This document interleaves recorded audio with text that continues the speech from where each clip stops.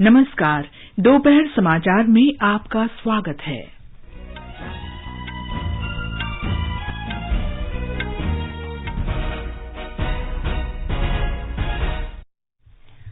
प्रधानमंत्री ने जयपुर में भारतीय जनता पार्टी के राष्ट्रीय पदाधिकारियों की बैठक को संबोधित किया। कहा, विपक्ष देश को जाति और धर्म के आधार पर बांटने की कोशिश कर रहा है। क्वाड नेताओं का शिखर सम्मेलन मंगलवार को टोक्यो में होगा। प्रधानमंत्री सम्मेलन में शामिल होंगे और वे अमेरिका के राष्ट्रपति तथा जापान और ऑस्ट्रेलिया के प्रधानमंत्रियों के साथ द्विपक्षीय वार्ता भी करेंगे। वित्त मंत्री ने बाजारों में संभावित गुटबंदी पर चिंता व्यक्त करते हुए वस्तुओं की कम आपूर्ति के कारणों पर ध्यान देने की आवश्यकता पर बल दिया। राष्ट्रपति रामनाथ कोविंद ने सेंट विंसेंट एंड ग्रेनेडिन्स की संसद को संबोधित किया। कहा, वैश्विक संस्थाओं में सुधार करना समय की मांग है। केंद्रीय अन्वेषण ब्यूरो ने रेलवे भर्ती घोटाला मामले में राष्ट्रीय जनता दल प्रमुख लालू प्रसाद यादव के कई ठिकानों पर छापेमारी की। बिहार के अलग अलग हिस्सों में बिजली गिरने और वर्षा से जुड़ी घटनाओं में 37 लोगों की मौत। तमिलनाडु के 5 उत्तरी जिलों में बाढ़ की चेतावनी जारी। केरल में पिछले कुछ दिनों से मूसलाधार वर्षा से कई जगहों पर जनजीवन अस्त व्यस्त। निखत जरीन ने इस्तांबुल में महिला विश्व मुक्केबाजी चैंपियनशिप में स्वर्ण पदक जीता। मनीषा मौन और परवीन हुड्डा ने कांस्य पदक जीता। प्रधानमंत्री मोदी ने निखत और अन्य विजेताओं को बधाई दी। और आईपीएल क्रिकेट में आज शाम मुंबई में राजस्थान रॉयल्स का मुकाबला चेन्नई सुपर किंग्स से होगा।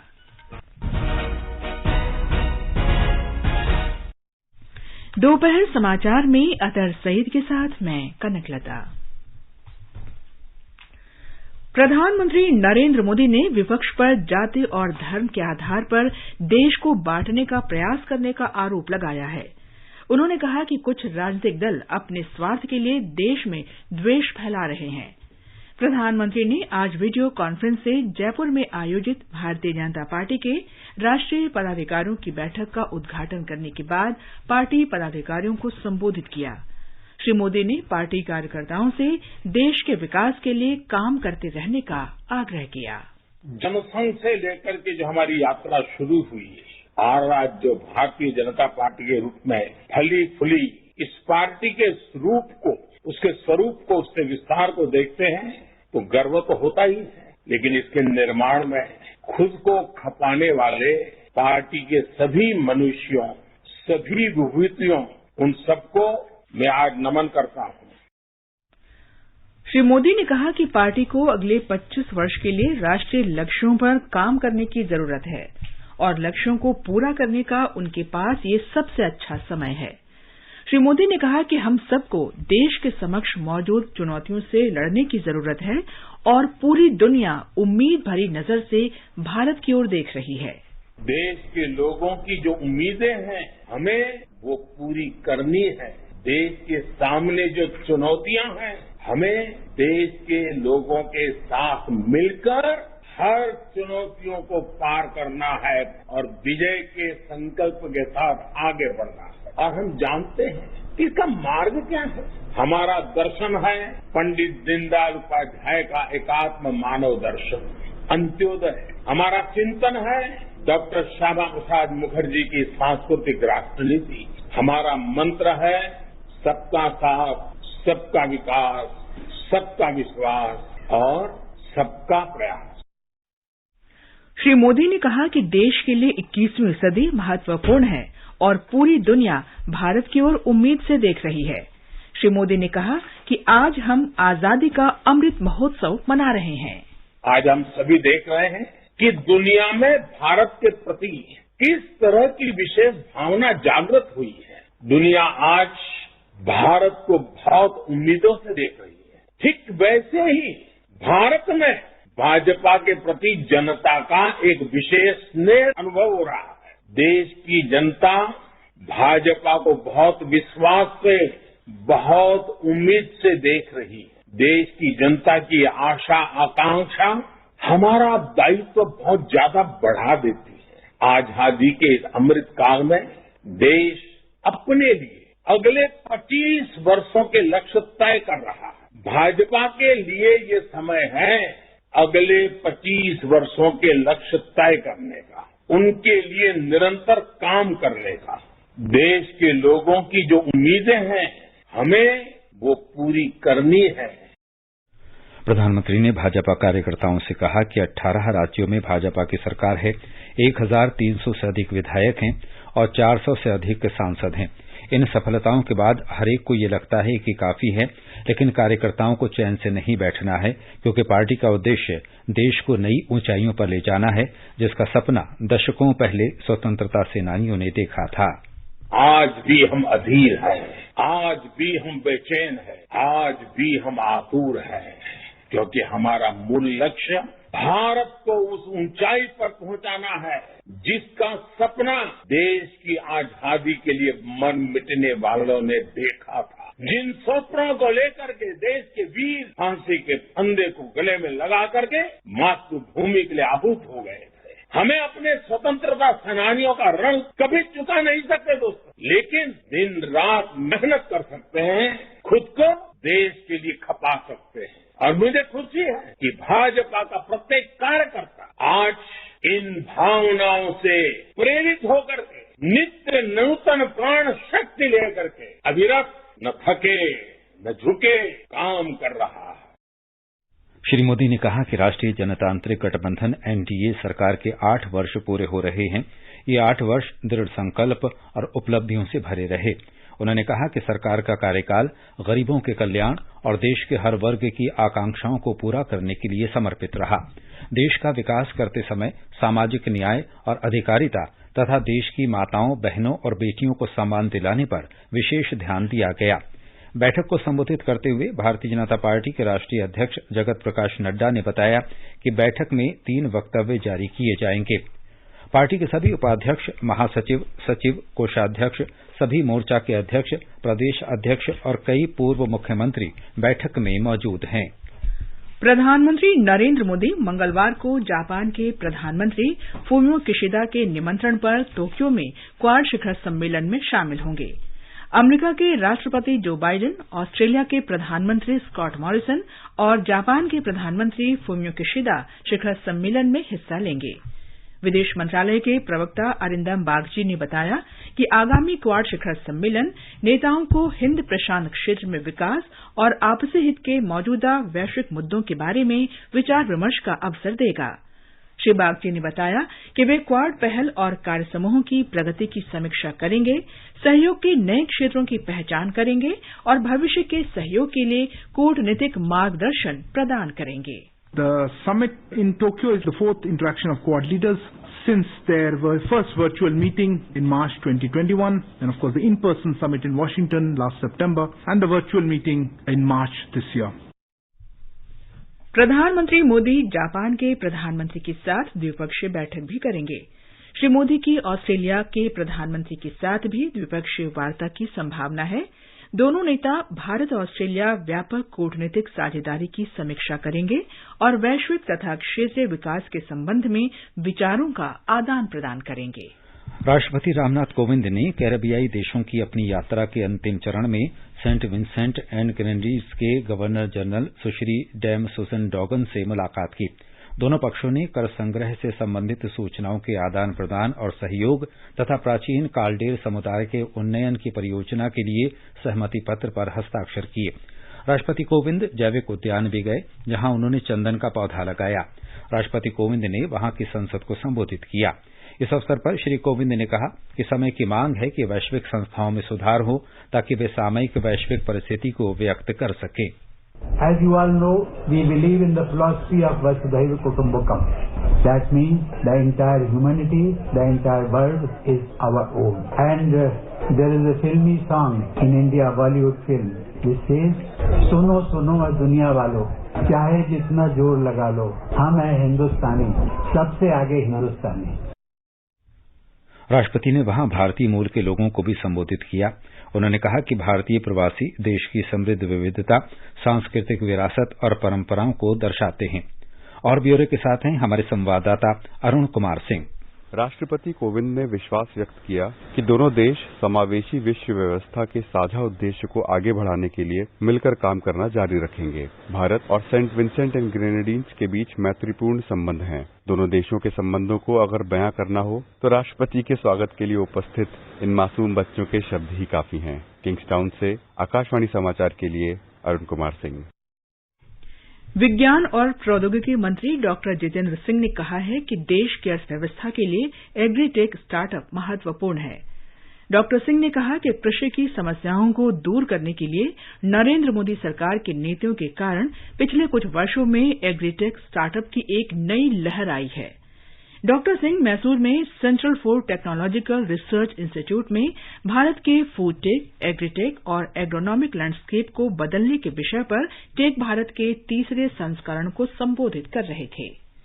ये समाचार हमारी वेबसाइट newsonair.com/hindi और हमारे mobile app news on AIR पर भी उपलब्ध हैं। सुनो ना, हाँ? सोच रहा हूँ अपना बिजनेस क्यों न बढ़ा लूं। तो रोका किसने है? हाँ? रोका तो किसी ने नहीं, पर समझ नहीं आ रहा कि मदद किससे मांगूं। मुझसे। तुमसे? तो अच्छा बताओ फिर। आकाशवाणी है ना, मैंने सुना है उसका नेटवर्क देश भर में फैला है। पर उससे मेरा क्या फायदा? देखो, फायदा है, जिस शहर में चाहो विज्ञापन की मदद से उपभोक्ताओं तक पहुंच जाओ। पर अब ये भी तो बता दो कि आकाशवाणी से संपर्क कैसे करूं? बहुत आसान है, मैं बताती हूँ। नंबर नोट करो, 870-001-4242। ओ, 870-001-4242। लो, अभी फोन लगाता हूँ 870-001-4242 पर।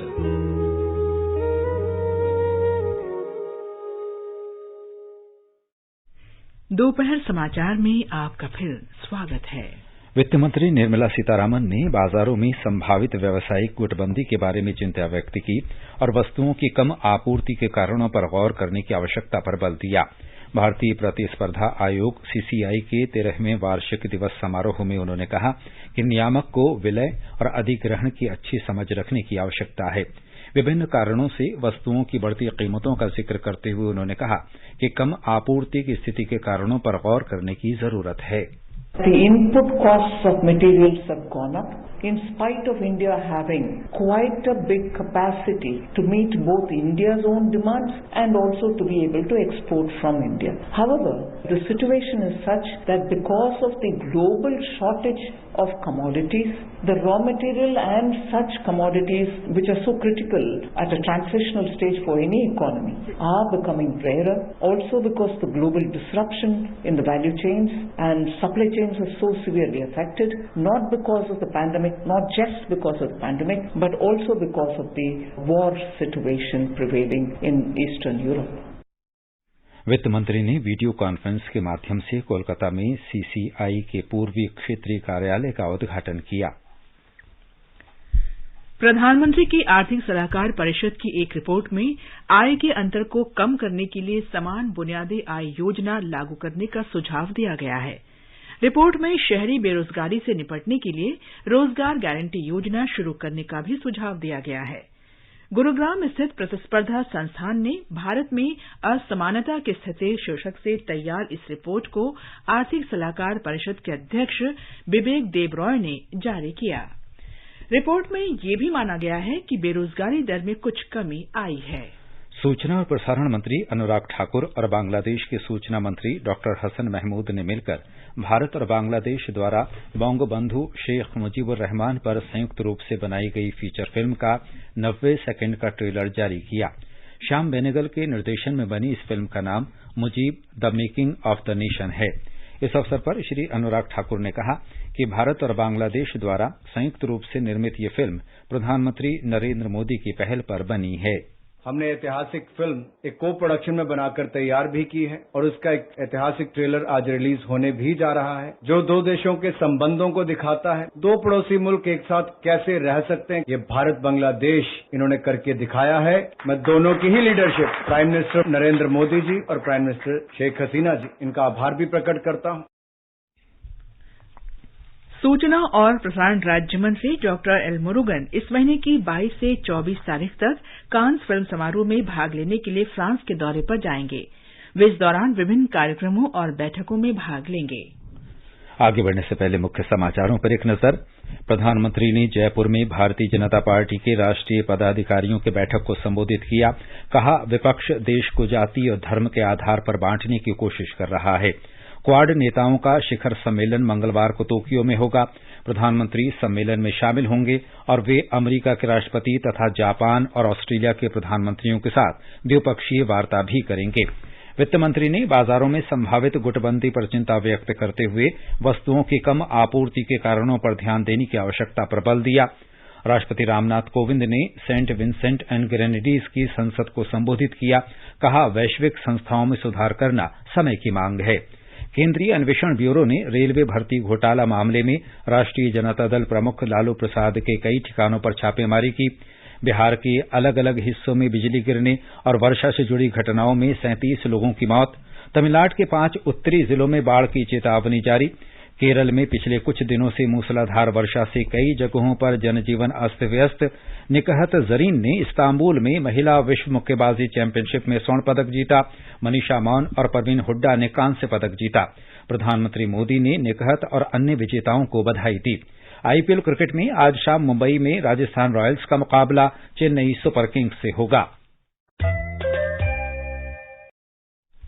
केंद्रीय अन्वेषण ब्यूरो सीबीआई की टीम रेलवे नौकरी घोटाला मामले में राष्ट्रीय जनता दल प्रमुख लालू प्रसाद, उनकी पत्नी और पूर्व मुख्यमंत्री राबड़ी देवी, सुपुत्री तथा राज्यसभा सदस्य मीसा भारती और परिवार के अन्य सदस्यों के विभिन्न ठिकानों पर छापेमारी कर रही है। ये छापेमारी पटना, गोपालगंज और दिल्ली में की जा रही है। सीबीआई ने लालू प्रसाद के खिलाफ एक नया मामला दर्ज किया है, जिसमें उन पर रेलवे में नौकरी देने के एवज में भूखंड लेने का आरोप है। उच्चतम न्यायालय में ज्ञानवापी मस्जिद मामले की आज दिन में 3 बजे फिर से सुनवाई होगी। न्यायालय ने कल सुनवाई को आज तक के लिए स्थगित कर दिया था। न्यायालय ने कल वाराणसी की स्थानीय अदालत को निर्देश दिया था कि जब तक शीर्ष न्यायालय इस पर सुनवाई कर रहा है, तब तक उस पर कोई कार्रवाई नहीं की जाए। शीर्ष न्यायालय ने अधिकारियों से परिसर में शिवलिंग पाए जाने का दावा करने वाले स्थान को सुरक्षित रखने और बिना किसी प्रतिबंध के मस्जिद में नमाज अदा करने की अनुमति दी थी। आजादी का अमृत महोत्सव के हिस्से के रूप में आकाशवाणी समाचार आजादी के तराने शीर्षक से कार्यक्रम प्रसारित करता है।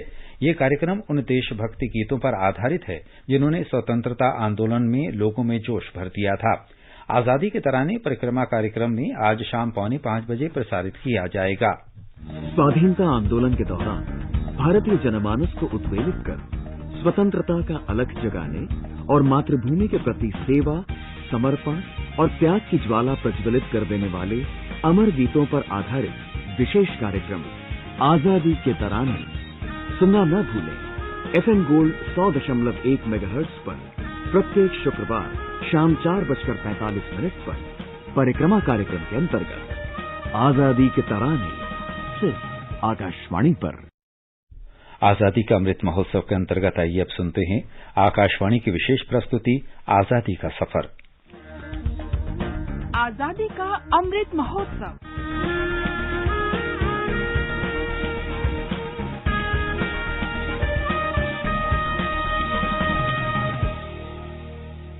आजादी का सफर आकाशवाणी के संग। भारत का शानदार स्वाधीनता संघर्ष आधुनिक विश्व के महानतम संघर्षों में से एक है। आकाशवाणी से हम आपके लिए प्रतिदिन ला रहे हैं इस शानदार संघर्ष की झलक। विधिर बांधन काटबे तुमी एमन शक्तिमान तुमी की एमनी शक्तिमान। आज की कड़ी में हम महान राष्ट्रवादी बिपिन चंद्र पाल को श्रद्धांजलि अर्पित कर रहे हैं। उनका निधन 20 मई 1932 को हुआ था। वे लाला लाजपत राय और बाल गंगाधर तिलक यानी लाल बाल पाल की प्रसिद्ध तिकड़ी में शामिल थे। आमादेर भांगा गड़ा तुम्हार हाथे एमन अभिमान तुम्हादेर एमनी अभिमान। बिपिन चंद्र पाल बंगाल टाइगर के नाम से लोकप्रिय थे। उन्हें सर्वाधिक स्वतंत्र और मुखर चिंतकों में शामिल किया जाता है। 1905 में बंगाल के विभाजन के विरोध के कारण ब्रिटिश सरकार ने संघर्ष में विद्यार्थियों की भागीदारी को रोकने के लिए दमनकारी उपाय किए। उनमें से एक कार्लाइल सर्कुलर था जो बंगाल के मुख्य सचिव टॉमस कार्लाइल ने जारी किया था। बिपिन चंद्र पाल ने उस सर्कुलर का कड़ा विरोध किया। वे राष्ट्रवादी विचारधारा पर आधारित शिक्षा के पक्ष में थे। इस बारे में उन्होंने एक व्याख्यान में कहा था, हमारे विश्वविद्यालयों और विद्यालयों में राजनीति के लिए निषेध क्यों होना चाहिए? क्या वे इंग्लैंड में ऐसा करते हैं? क्या इंग्लैंड के सरकारी स्कूलों में भी राजनीति की निंदा की जाती है? विश्वविद्यालयों में क्या वे देशभक्ति और शैक्षिक समस्याओं पर चर्चा नहीं करते? वास्तव में वे दिन के ज्वलंत राजनीतिक प्रश्नों पर विचार विमर्श करते हैं। बिपिन चंद्र ने मृत्यु पर्यंत राष्ट्र सेवा जारी रखी। इस महान राष्ट्रवादी को आकाशवाणी का शत शत नमन। हम आंध्र केसरी तुंगुतुरुई प्रकाशम को भी श्रद्धांजलि अर्पित कर रहे हैं। उनका निधन 20 मई 1957 को हुआ था। प्रकाशम ने साइमन कमीशन का विरोध किया और नमक सत्याग्रह तथा भारत छोड़ो आंदोलन में भाग लिया।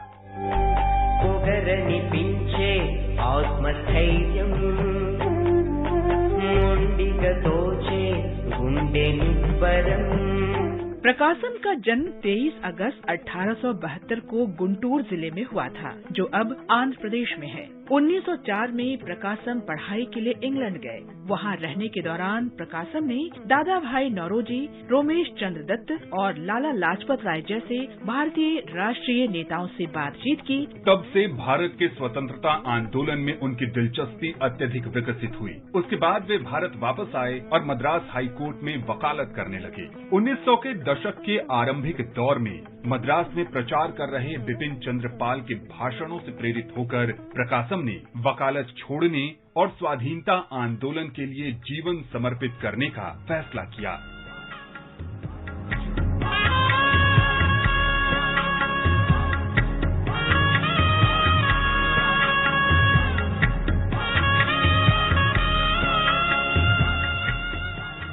प्रकाशम ने साइमन कमीशन के विरुद्ध आंदोलन में सक्रिय हिस्सा लिया और मद्रास प्रेसिडेंसी में नमक मार्च का सफल नेतृत्व किया। भारत छोड़ो आंदोलन में भागीदारी के कारण उन्हें गिरफ्तार कर लिया गया।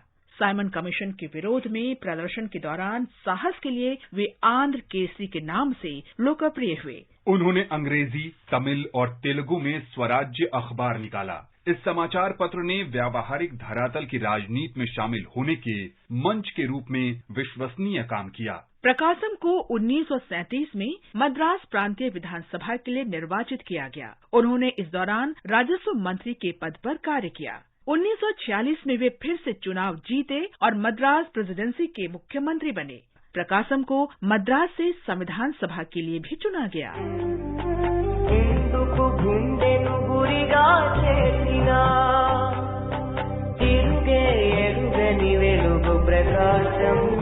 स्वतंत्रता के बाद प्रकाशम ने भाषाई आधार पर आंध्र प्रदेश राज्य के गठन की दिशा में कार्य किया। उन्होंने 1952 में हैदराबाद स्टेट प्रजा पार्टी बनाई। प्रकाशम को 1953 में नवगठित राज्य आंध्र प्रदेश का प्रथम मुख्यमंत्री नियुक्त किया गया।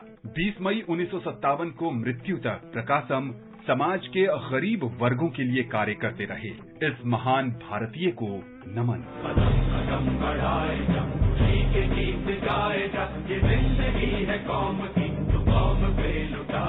आज हम आजाद हिंद फौज के सदस्य लांस नायक हरिराम को भी याद कर रहे हैं। वे हरियाणा के निवासी थे। हरिराम ने आजाद हिंद फौज की 3री गुरिल्ला रेजिमेंट में सेवा दी। भारत बर्मा सीमा के निकट युद्ध के दौरान 20 मई 1944 को वे वीर गति को प्राप्त हुए। भारत माँ के इस महान सपूत को हमारा शत शत नमन।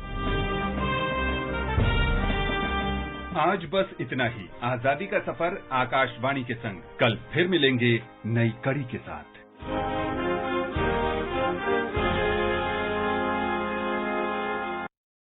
ये समाचार आकाशवाणी से प्रसारित किए जा रहे हैं। ताज़ा समाचार जानने के लिए आप हमारे Twitter handle @AIR News Hindi को फॉलो कर सकते हैं। कंपटीशन की अगर आप कर रहे हैं तैयारी, तो उनके लिए ऑल इंडिया रेडियो पर हम लाए हैं अभ्यास, एक ऐसा कार्यक्रम जिसमें आप पूछेंगे सवाल व्हाट्सएप नंबर 9289094044 पर, या फिर ईमेल करेंगे abhyas.airnews@gmail.com पर, और हमारे विशेषज्ञ देंगे इसका जवाब। आपका अभ्यास हमारा प्रयास।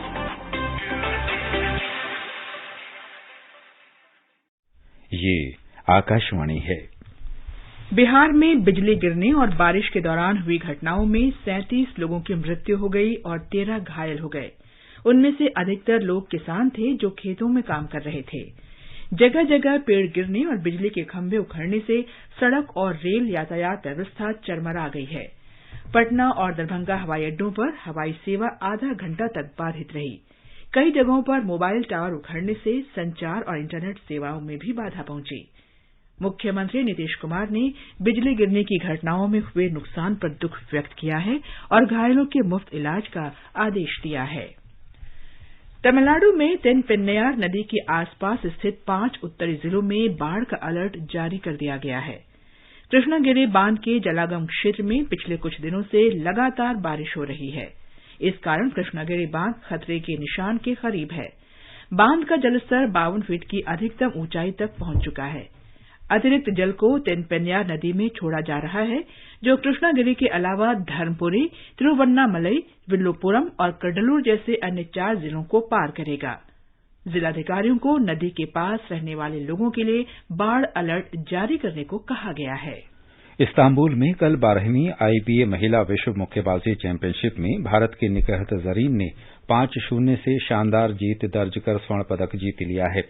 निकहत विश्व मुक्केबाजी चैंपियनशिप में स्वर्ण पदक हासिल करने वाली 5वीं भारतीय महिला मुक्केबाज बन गई हैं। सेमीफाइनल मुकाबलों के बाद भारत की मनीषा ने 57 किलोग्राम वर्ग में और परवीन ने 63 किलोग्राम वर्ग में कांस्य पदक हासिल किया। प्रधानमंत्री नरेंद्र मोदी ने स्वर्ण पदक जीतने पर निकहत जरीन को बधाई दी है। श्री मोदी ने अपने ट्वीट संदेश में मनीषा मौन और परवीन हुड्डा को भी इस प्रतियोगिता में कांस्य पदक जीतने पर बधाई दी। प्रधानमंत्री ने कहा कि हमारे मुक्केबाजों ने हमें गौरवान्वित किया है। आईपीएल क्रिकेट में आज मुंबई में ग्रुप स्टेज के अंतिम मैच में शाम 7:30 बजे राजस्थान रॉयल्स और चेन्नई सुपर किंग्स के बीच मुकाबला होगा। कल रॉयल चैलेंजर्स बेंगलोर ने अपने अंतिम लीग मैच में गुजरात टाइटंस को 8 विकेट से हराकर प्रतियोगिता में अपनी उम्मीदें बरकरार रखी हैं। तमिलनाडु की कोविलपट्टी में चल रही 12वीं हॉकी इंडिया जूनियर पुरुष राष्ट्रीय चैंपियनशिप में आज तमिलनाडु, झारखंड, छत्तीसगढ़ और आंध्र प्रदेश ने अपने अपने पूल मैच जीत लिए। अन्य मुकाबलों में आज शाम 4 बजे दिल्ली का मुकाबला कर्नाटक से और 5:45 बजे उत्तराखंड की भिड़ंत गुजरात से होगी। 7:30 बजे पंजाब का मुकाबला महाराष्ट्र से होगा। श्रीलंका के प्रधानमंत्री नारायण विक्रमसिंघे ने देश को दिवालिया घोषित कर दिया है, क्योंकि ईंधन संकट और भोजन की कमी का सामना कर रहा है। श्री विक्रमसिंघे ने मीडिया से बातचीत में कहा कि देश को इस हालत में पहुंचाने के लिए पिछली सरकार जिम्मेदार है। उन्होंने कहा कि देश के पास न तो डॉलर है और न ही रुपया, तथा देश में स्थिरता का माहौल भी नहीं है। देश में ईंधन की कीमत में वृद्धि हो रही है। इस बीच श्रीलंका के केंद्रीय बैंक के गवर्नर ने कल कहा कि ईंधन और रसोई गैस के भुगतान के लिए विदेशी मुद्रा हासिल कर ली गई है। हालांकि श्रीलंका के अधिकांश पेट्रोल पंप सूख गए हैं।